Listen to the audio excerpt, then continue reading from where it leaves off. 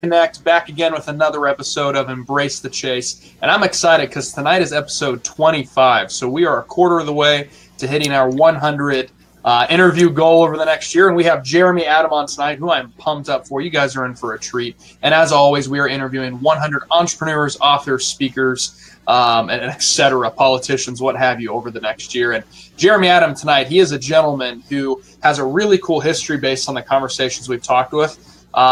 He was a truck driver for quite a while, and now he's just killing it in entrepreneurship. And not to spoil anything, I'm going to go on ahead and let him kind of tell a story. So before we even dive deep into the story, is there anything you want to add to that, Jeremy? No, that pretty much that's pretty much the gist of it. Although I guess I should say I was an entrepreneur before I got into truck driving, but truck driving kind of escalated my entrepreneurship. So, well, let's just go ahead and start right there. Start us from the very beginning. What even got you interested in entrepreneurship, and then how did you go from that into truck driving into where you are today? So I got started in entrepreneurship. I'm 34 years old, which to me is young, but to the internet, that's that's pretty old. So I got into entrepreneurship probably when I was 12 or 13, and a lot of people have the same story. I'm learning. I was selling candy at school. I didn't know that I was an entrepreneur at the time. I didn't really know what I was doing. I just know I could go to Sam's Club and buy a pack of Starburst for, a box of them for this much and then sell them for 75 cents a piece. So, I started doing that, and I was just killing it with that, and bought my first pickup truck with that when I turned 16, actually. So, I thought, man, there's something to being a business owner. Or at least sales, because that led me in the route of sales. I ended up getting a gig as a telemarketer at age 16, under the table, raising money for police organizations. Ended up getting promoted into that to the point where I decided I wanted to start my own call center. That's all boring. That is a boring aspect of it, so I'm going to leave that out. But I just started doing other businesses. I started realizing I could go work for somebody and make a certain amount of money per hour, or I could do my own thing and work when I wanted. And if I needed more money, I could go out and hustle up some other business, make another sale, do another service. I didn't have to work as much, and I had more money than all my friends. So, I remember in high school, a teacher asked us, we had to write a report on what we wanted to do. And I put down entrepreneur because I had learned the term at that point. And she was like, no, you can't write about this. You have to pick, something you want to do. And I'm just like, why should I have to pick one thing that I want to do? Because, I've always been hard on my teachers. No apologies. But, why should I have to pick something I want to do if I could do either a couple little things or just, one big thing and I'm making the money? That's the point, right? It's results. The point is results, not how you're doing it. So that's really how I got into the whole entrepreneurship thing. And as far as getting into the truck, which was a kind of an accident, but a really fun period in my life, I owned an auto repair shop, and I was just done with it. All of my employees were making money. My customers were getting great deals. I was putting out fires all the time. It was just a really intensive business. And I hired a guy. Turned out to be a really crummy mechanic, but he ended up being a good friend. But he suggested I look into truck driving. His uncle owned a truck driving company, because this is when I decided to shut it down. So I went and got training and started driving a truck, and did that for 5 years. It was kind of like a midlife crisis thing. Forget this owning a business. I just want to get a paycheck every Friday, type of, I guess quitting on the dream. But it allowed me to do something really cool. And what that was that freed up 11 hours a day of just driving and being by myself. So once I discovered this amazing thing called Audible, I had the world of information at my fingertips, and podcasts and all kinds of, started learning about real estate, started learning about investing, started learning about how money worked, how to run a business, the tax implications of having a business and the tax advantages of having a business. And over the course of 5 years, I was able to consume so much content on everything about running a business that, you know, I found out in conversations I'm having later with other business owners that I'm helping them. They're hearing stuff, you know, I'm asking them questions and they're hearing stuff, you know, what does this mean? You know, what's cost segregation when you're talking about real estate? You know, what are all these different aspects you're talking about? And eventually it led me to the partnerships that I have right now, which is as owning a life insurance agency.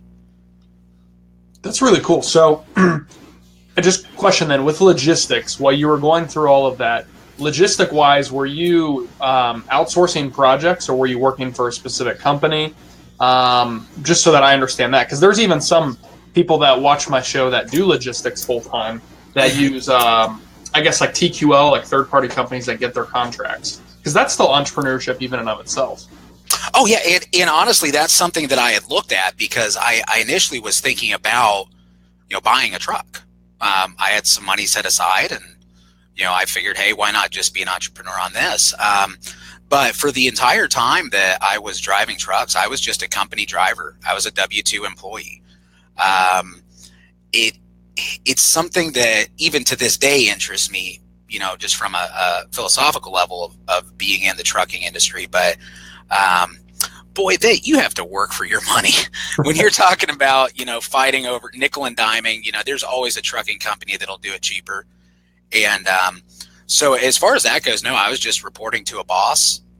Well, as much as you do as a truck, you know, my boss would text me and say, hey, go here.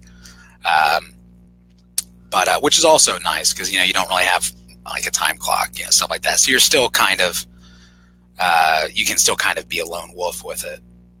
So then at what point in time, from listening to all these audiobooks, did you just wake up one day and decide, nope, I'm done with this, and you went and started your insurance agency? Actually, the insurance agency, I actually started two businesses while I was driving a truck and ran them while I was driving a truck, which was quite a feat, and I wouldn't want to do that again. But they helped me get my feet wet as far as the directions that I wanted to turn in. And one of them was actually an e-liquid company for vaping, for vapors, nicotine, that, you know, people vape instead of smoking. And that went really well. We ended up selling that early this year. We ended up actually selling that company. And I went to another e-liquid company approached me and wanted me to help them build their brand and run their company. And the owner of that company, which was much larger than mine, the owner of that company ended up actually being my partner now in the life insurance. He made all of his money in life insurance and said, hey, you're doing a good job with this. Why don't you come over, work with me? And then we ended up actually eventually partnering with 4 other people in starting our own agency. So That's really it's kind of a roundabout story to where I am right now. So, well, then, kind of a question I do have for you. You mentioned prior, and I'm just looking at my notes here off to the side of the screen, that the new company that you're kind of focusing on is all around creating tax-free retirements for business owners and entrepreneurs, but it still allows them to access their money. So I do banking for a living. Full-time is my day job, and I don't even understand that. So is there a way you can kind of explain that to me?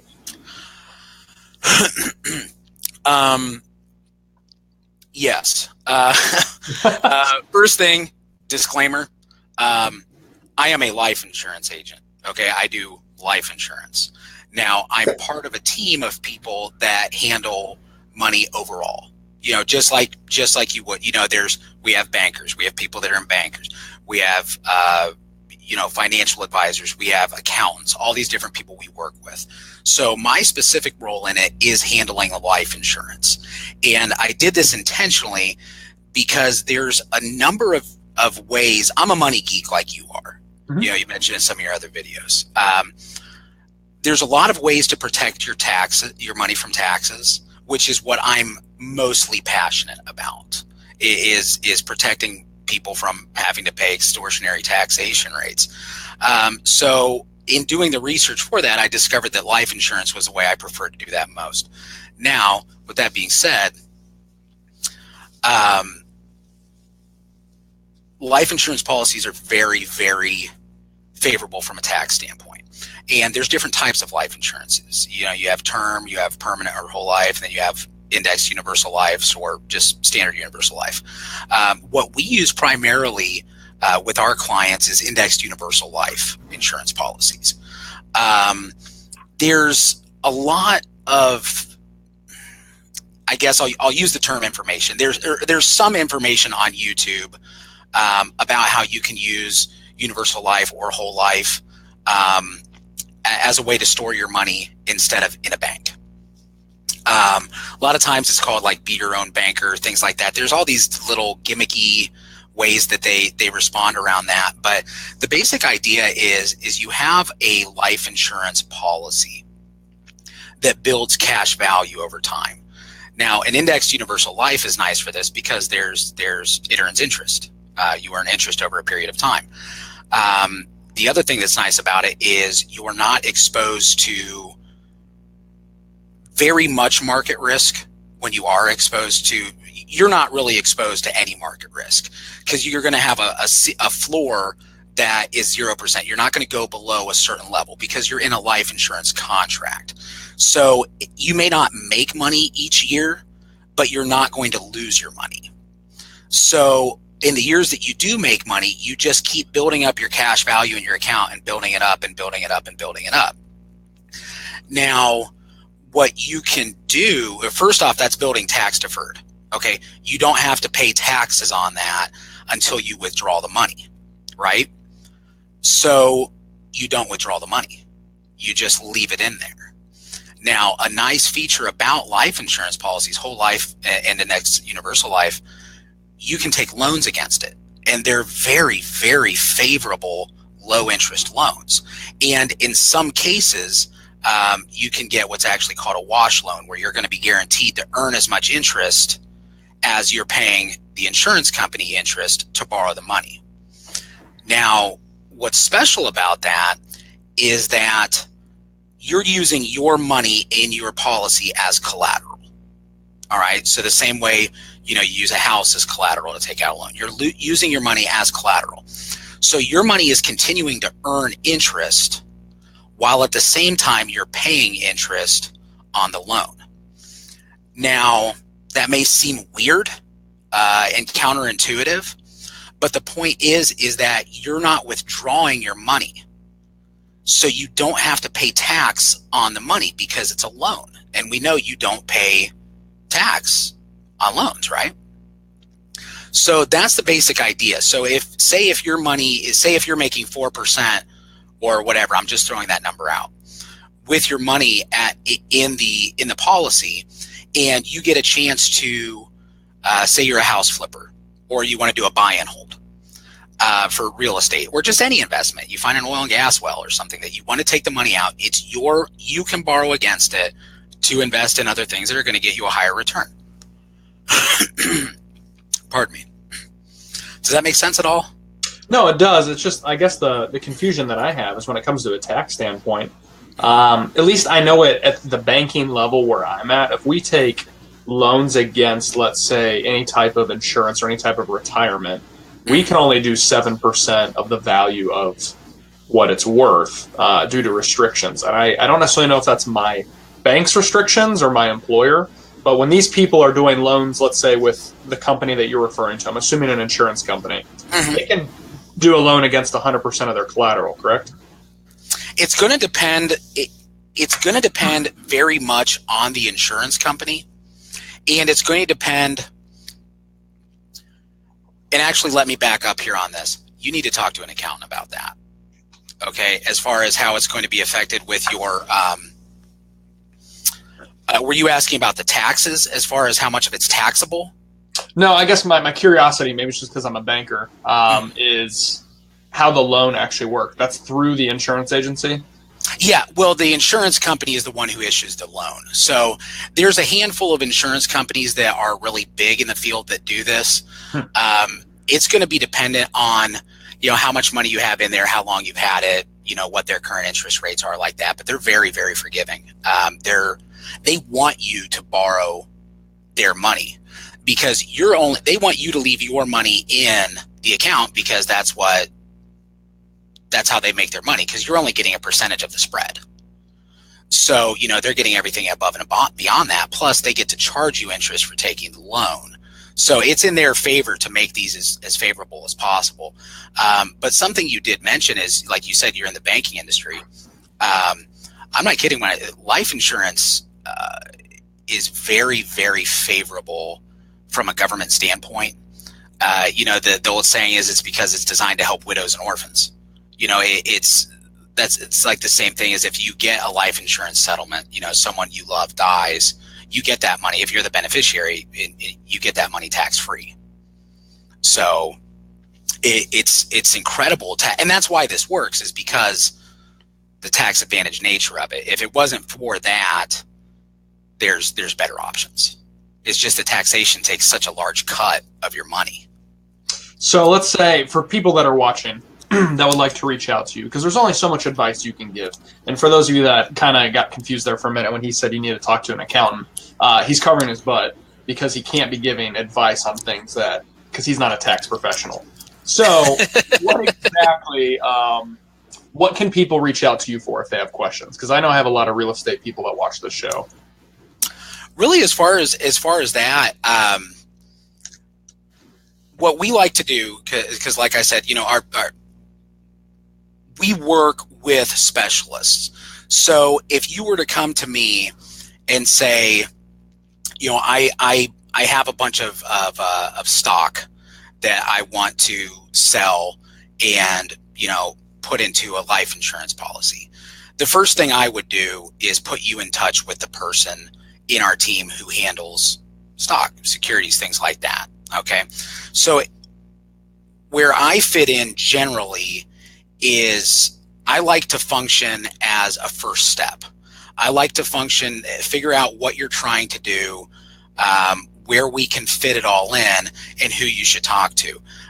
Because the strategy that I was just specifically talking about, because we do a lot of other stuff, but that specific strategy is not right for a lot of people.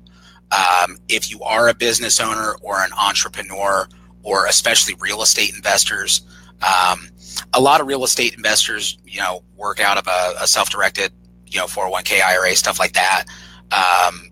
This really has a lot of advantages to that. I prefer it. But I'm also, heavily biased. That's why I picked life insurances, because I think it's the best way to go about it. That's why I'm not an accountant or, work with 401ks. But yeah, just reach out to me for that. I'd be happy to answer any life insurance questions you have, really, even though this is what I specifically focus on. But I can at least point you in the right direction, one of our partners that can help you with what you're trying to accomplish. Awesome. Perfect. And guys, once this live video is done, I'm going to link a whole bunch of stuff below so you have plenty of access to get over to Jeremy and his team. But I want to shift gears for a minute. And when I say shift gears, it's kind of an oxymoron, because I want to ask you a question about logistics. Tesla. Okay. What do you think about Tesla's new electric semi? I'm heartbroken and excited about it. Okay, because I've been an electric vehicle nut since high school. I just think they're great, and love Tesla, love Elon Musk. I just think everything he touches is incredible. But I designed an electric semi. I had an idea for it, and then I found out he was coming up with it, and I think he hacked my phone and stole all of my genius ideas. But no, I think it's fantastic. I think it's going to be enormous. The potential for the trucking industry is incredible. There are over, if I remember correctly, there's over 8 million trucks or truck drivers or something. I don't remember. It's been a long time. Maybe it's 3 million. There's millions of trucks. Okay. So if you think that each truck can carry, between 200 to 500 gallons of fuel, and they're filling up every day, think how much fuel that is. Okay. So the idea of putting money, effort, time, resources into the infrastructure to build out an electric truck network has huge, enormous benefits. On top of that, you also have the benefit that electric motors are torque monsters. that's the thing with these big diesel semis. They're big on torque because that's what you need. You need to be able to get up the hills. You need to be able to start pulling thousands and thousands of pounds from a dead stop. So in the same way that the other Tesla vehicles can do 0 to 60 in 2 to 3 seconds, the semi trucks are going to be able to get that, that static load moving much quicker, more efficiently. You're not going to have to worry about dropping down a bunch of gears while you're going up hills. And it's going to be a quieter, smoother ride. True. But what are your thoughts as far as the diesel industry or even the gas industry as Tesla starts to take over? Prices. I mean, that's one of the biggest economic driving forces in the United States. It is. But, my mom, when I was growing up, was a typist. She worked in a typing pool. Touché. Okay. The old, classic example of buggy whips. Progress can hurt sometimes. So yeah, the petrochemical industry is going to take a hit. I'm not crying. It's like gasoline and diesel are fantastic fuel sources, or fantastic energy sources from, purely from the energy source standpoint. But they're not good. I mean, they're not good in the long run. The fact is, we could replace diesel right now with biodiesel in varying percentages, sometimes up to B100 biodiesel, and that would put a hurt on the diesel aspect of the industry. So petrochemical energy is going to be going by the wayside, and that's not only good if you're an environmentalist, but it's also good because oil is so much more valuable than to burn for fuel. I mean, think about everything that you touch every day that is based on plastics or based on, some sort of petrochemical element. So if we're burning all this stuff, that's less surgical instruments we can be making. That's less, food grade containers that we can be making. So it's a finite resource. We probably shouldn't be burning it. That's a really good point. A super good point. Let's shift gears again. Okay. Again. We were talking about cryptocurrency before we started the interview. What got you into cryptocurrency, and what's your thought process, since you own an insurance agency, on how disruptive blockchain technology can be in the future for insurance? It's mind-blowing. Okay. I think I hit a nerve. Yeah, you did, because I'm a total geek for this stuff. Because I'm going to go out on a limb here a little bit, and I've heard some of the language you've used in some of your podcasts. For instance, fiat currency, things like that. So I'm a big believer in decentralized currency. Oh yeah. I am a big believer on wealth transfer. I'm a big believer on, and when I say that, I mean money back and forth between people, not the way it's being used in talk radio right now. But I'm a big believer in democratized distribution of money. I like that I can pay you and you can pay me and there's no middleman. Or I can pay somebody in Zimbabwe to do a job for me as a remote agent or a VA, and it's on their phone. And I don't have to worry about, so I want to buy a service from a 16-year-old girl in Saudi Arabia. I don't have to rely on her brother or husband setting up a bank account for her. If she has a mobile device, if she's one of the billions of people coming online right now that has a mobile device, she can accept payment and make payment. And I think it's the greatest opportunity that we've ever had as a species to have a truly unfettered capitalistic society where everyone can participate. If you have access to a device, you don't even have to have the device. You just have to have access to it. You can participate in the world economy, and I think that's fantastic. So then what's your thought process when people say cryptocurrency is a bubble? Bitcoin's growing at an unsustainable rate. It hit $8,200 today. It's going to pop just like the .com. And then all of this is going to crumble, and it's not even going to mean anything in 5 years from now.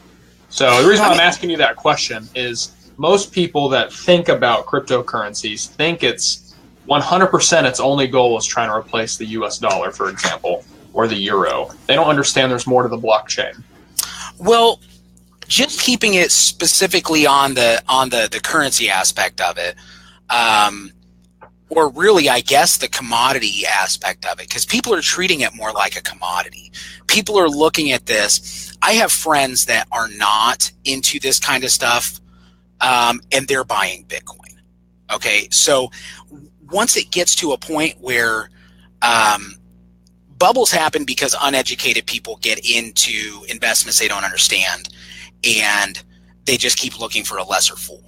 It's like what happened with house flipping, or if you want to go all the way back to tulips. So a lot of people that are driving up the price of Bitcoin right now are speculators that don't really know what they're talking about. And if you pay any attention to Facebook at all, which I wish I didn't as much, you'll see people going, oh, okay, it's up to, 6,500. I'm getting out. It's going to go back down to 3,000. First off, if it goes back down to 3,000, I'm going to be happy. I'm going to be real happy, because I would rather take the hit, but be able to get in stronger, because it's not going anywhere. There's so much money in this right now. They're not going to let it go anywhere. If the price starts dipping back down, the people that are heavily vested in it are just going to double up. They're just going to put more money in it and keep it from going down. On top of that, like you talked about in one of your other videos, it's the market. The market cap is just gigantic. Okay, it's not even being touched right now. People are talking about, like, I got in at 249. I should have gotten in earlier, but at the time, I remember it came up in my Facebook memories the other day. I had a post. It was, hey guys, I don't like to buy drugs on the internet. What's the point of Bitcoin? Because I had a bunch of friends that were invested in it, and no one responded back to me. And I just wish that if someone had responded back to me and been able to give a response the way I tell my friends, I could have lost millions in Mt. Gox when it, went down. But at least I'd be able to say, hey, I lost millions.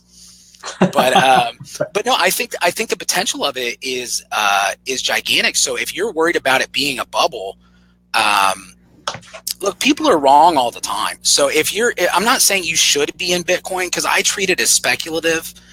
But I have to, from my own investing standpoint. But personally, deep down, I really do believe there's a lot of solid numbers behind it.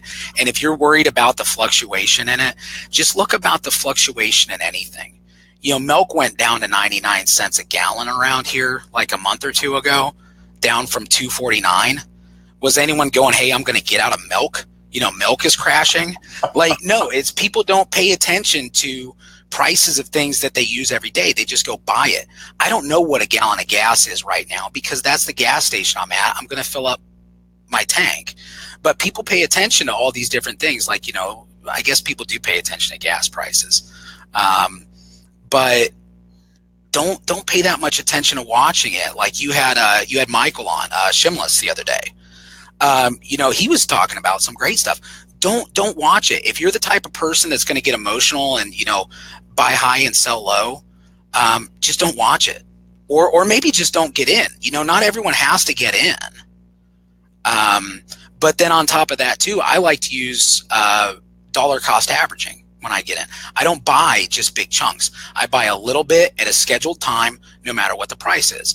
And if I have to pay too much because it's expensive, that sucks. But if it goes down and it happened to be a point where I buy, I'm making a great deal. But it continues to generally go up, and past performance doesn't indicate future gain and all that stuff. But I look at how much I have in it right now, and every time I have to buy it at a higher price, I'm stoked, because that means the stuff that I already own is also at that price right now. And $249 when I got in to what it is right now, which I want to say it's right around $8 or something right now. I really don't look at it that often because I don't. Like 8,200. Okay, yeah. So 249 to 8,200. Man, I wish I had put a lot more in back here, but it's still a solid amount. So it's doing great, and I think it's only going to continue to do better. And the one I really want to look into that I'm going to give you credit for is Electronium. Oh, I love it. I'm really curious to look into Electronium because I'm in Ethereum as well.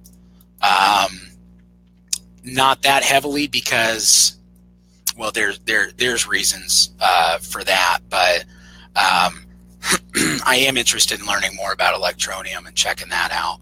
So I think that has a big future ahead of it. Oh, yeah. For those of you that are watching that are kind of curious what he was just talking about dollar costing, we are not financial advisors, so No, do we're not not. take our advice. However, this is what I do, this is what Jordan does, exactly what Jeremy said. And here's kind of why. There's something called lump sum investing, and that's people that say, hey, I've got $4,000 sitting in a savings account. I don't know what I'm going to do with it. I heard about this Bitcoin thing. I'm going to buy $4,000 of Bitcoin or Litecoin or GE stock. It doesn't matter. It's the same principle when it comes to investing, and that's you lump sum buy something. What he's talking about is when you're nervous, or not exactly nervous isn't the right word, not fully confident in the market because it's so volatile. You schedule out that $4,000 to slowly make purchases over a period of time. So instead of buying $4,000 of Bitcoin, for example, in one day, that $4,000 is over the course of 4 months. That way, if it ever does take a huge crash, all of your money wasn't a part of it. So that's that. I fully agree with that. That's what I do as well. As far as Electronium goes, I am super excited for it because for those of you that are watching this, when it comes to cryptocurrencies, there's a lot of scams out there. There's a lot of scams. And the reason why is right now it's highly unregulated, which is a good thing. I do think we need some regulation to kind of give way to this Wild West we have going on right now. However, when it comes to figuring out what type of cryptocurrency you want to invest in, again, my opinion, you want to find things that are going to change the world in some way or add a huge difference. There's nothing special about something that says I'm the next Bitcoin. In my opinion, that's like an MLM company, not to get into that, saying we're the next Amway but better. Just stop. You sound like an idiot when you say that. Electronium, and why I'm so excited about it, 2.2 billion, like you were saying, cell phone users in the entire world. And these guys built an entire cryptocurrency based on the mobile market. They're going to be the first mobile miners, and they did the largest ICO in recorded history of over 300,000 users who registered. The previous largest ICO was 20,000. He stopped the ICO early at 40 million. And that $40 million, for those of you that are wondering, well, what is an ICO, initial coin offering? Usually when people do ICOs, they raise that money to then go fund their idea. Well, not this team. This team's already built the idea. They raised that $40 million to translate their application into 96 languages. Now, why is that important?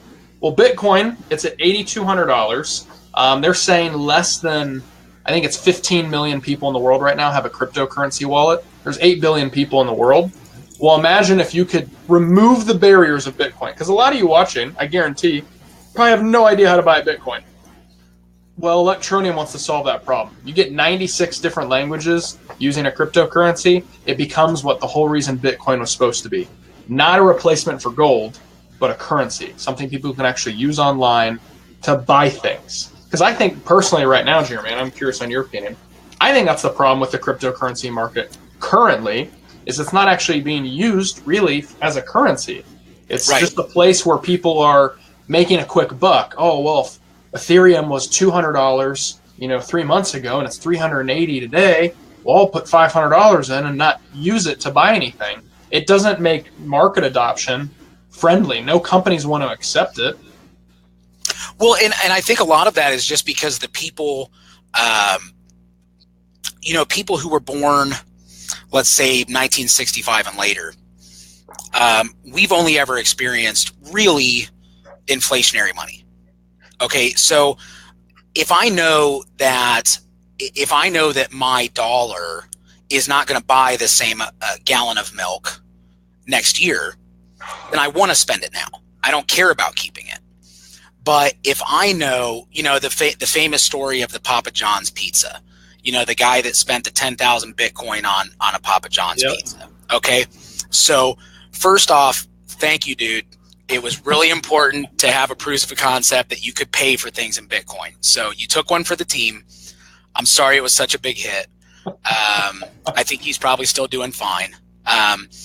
But if I don't like to spend my Bitcoin because I know that it's continuing to go up and up and up right now.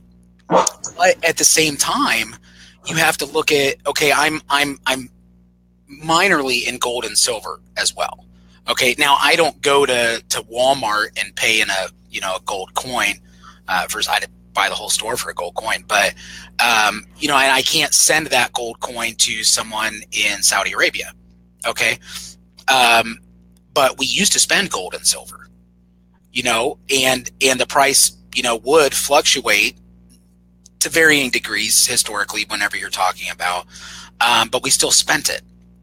Okay, and it still made sense to save back then as well, from just a saving standpoint, because you didn't have to worry about your money being depleted, the spending power of your money being depleted through inflation. So I think we're going to start seeing a lot more people using it, but Bitcoin is still a puppy, and all the cryptocurrencies. And I'm very Bitcoin centric. I apologize, so I keep saying Bitcoin, but Bitcoin is specifically still a puppy. People who think that Bitcoin is expensive right now, they're wrong. They're just wrong. I can't unequivocally say that. I don't read the future, but just the sheer potential of it, it is insane. So I can't really recommend anyone does spend it right now, because you're giving up an awfully large possibility. But we need to have some spending, which is why the idea of Electroneum, as I understand it, is interesting, because it's tied to Bitcoin. So from what I understand, to the value of Bitcoin. Yep. So, and correct me if I'm wrong, but so basically that's similar to putting it on a Bitcoin standard, the same way the US dollar used to be tied to the gold standard. Am I understanding that correctly? Okay. Correct, and that's why so yeah, and it is very exciting, and it's also, like you mentioned in your video, it's tangible. It's a tangible thing. It looks like what we're used to. People don't want a whole lot of change. They don't want to be paid in 0.0007 of a Satoshi or however, whatever the fractioning is. They want to see, okay, I've got 128 Electroniums. That's enough to go out to the bar tonight. So sorry, I have a little puppy down here. Oh, what kind is it? He's a little mini golden doodle. I'm trying to keep him quiet this whole interview, but he's getting a little. Why don't you show him to everybody? You are being a little butt. This is what you're being. You're supposed to be quiet and nice for Daddy. Oh, that's awesome. Yeah, sorry about that. Oh, no, you're all good. No, I completely. It's funny you mentioned. You say it's still in a puppy stage, because as volatile as this guy is right now, biting my toes and my hands and barking, that literally is Bitcoin right now, and people are being emotional investors and being way too emotional in this current marketplace. And like you said, freaking out, I'm going to sell because it's going to go down to $3,000. But I firmly believe it'll be over $10,000 by the end of the year. And when Amazon, because Amazon, they've made statements, they will be accepting Bitcoin in 2018. When that happens, this thing's going to shoot through the roof. It's done. It's over with. It's Amazon, for all intents and purposes, is the store of at least the United States. And that's the other thing too, guys. There's other countries besides the United States. Like you mentioned about the languages. If Bitcoin never takes off in the United States, who cares? There's an awful lot of other people over there that are still going to be using it. It's no different than trading in any foreign currencies. So, but yeah, once Amazon starts taking it, because Overstock does right now, there's credit cards and debit cards that you can use. I mean, you can spend Bitcoin in a lot of places. It's just the problem is no one wants to, because you're going to end up with a 10,000 Bitcoin Papa John's pizza. Correct. Well, I don't want to take too much more of your time, because we're already at 40 minutes here. But I'm going to ask you the last question I asked every single person on the show. And before I do, please come back on. I'd love to have you back on and dive deeper into a lot more topics. But the last question I have is, what's on your heart or what's on your mind right now that you really want people to know, either about something specific or about you? There's a lot of noise out there right now, especially on Facebook, and in the entrepreneur space. A lot of, look, I'm a cheerleader. Okay, I want everybody to do well, and I want everybody to live at least as good as I live, and I want people to be in charge of their own futures.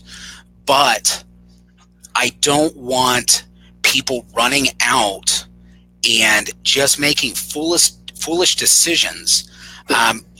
If you give someone who doesn't understand business basics a ton of money, or self-finance, personal finance basics, a ton of money, it's not going to last.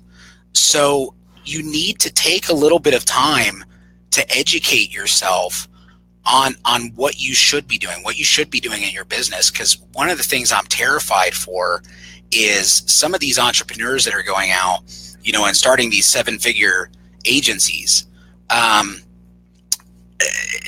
If they really are, okay, and if it's not all posturing,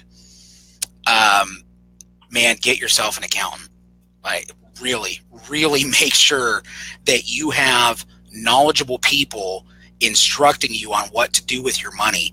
And I'm not just saying that because I'm in the space, because like I said, I'm not an accountant, but it's just something that terrifies me, because if you're a person that's delivered pizzas for a living, and all of a sudden you are making millions of dollars with an ad agency or selling courses, you've never paid taxes before. You've gotten money back. Now all of a sudden you're going to be paying a boatload of taxes, and you're like a person on, day 90 of their diet that goes to a Chinese buffet. You've got all this money all of a sudden, and you're going to be spending through it, and man, you're just going to get hurt. And I just don't like seeing that. That makes me really nervous. So I guess the takeaway from that is, read a couple books. God, read the whole Rich Dad series. Everything Rich Dad puts out, man, read it. There's good stuff in there, especially Tax-Free Wealth. I can't remember the author's name of that, which I feel bad about. I've read the book like 10 times. But just do some research, learn about things. If you're thinking about investing in Bitcoin, learn about some things, or Electronium, or you are thinking about life insurance, or you're thinking about how to set up a tax-free retirement for yourself. Learn some things. The information's out there. I learned, probably 70% of what I know about business and finance from reading and learning before I ever got my first mentor. And that's why the mentor was interested in working with me, because they knew I was worth their time. So go educate yourself. I love it. That's really good advice. I might just take all of that and snip it into a specific video and just promote that. That was really good. I appreciate that. Yeah, dude. Jeremy, thanks so much for being on. It has definitely been a pleasure. Like I said, would love to have you on again here in the future to kind of pick your brain. I do have another show called E25 Talk. It's more of a laid-back show with my best friend who's in law school right now. Would love to have you on that, be a little bit more relaxed and kind of shoot the breeze between the three of us. But for those of you that are just watching the end of this, or if you watched throughout, thank you so much. Links are down in the description below. Please go follow Jeremy. If you have any questions in regard to life insurance, he's your man. But sir, really appreciate having you on. My pleasure. Had a good time. Anytime. Appreciate it. See you guys. Thanks, Jordan.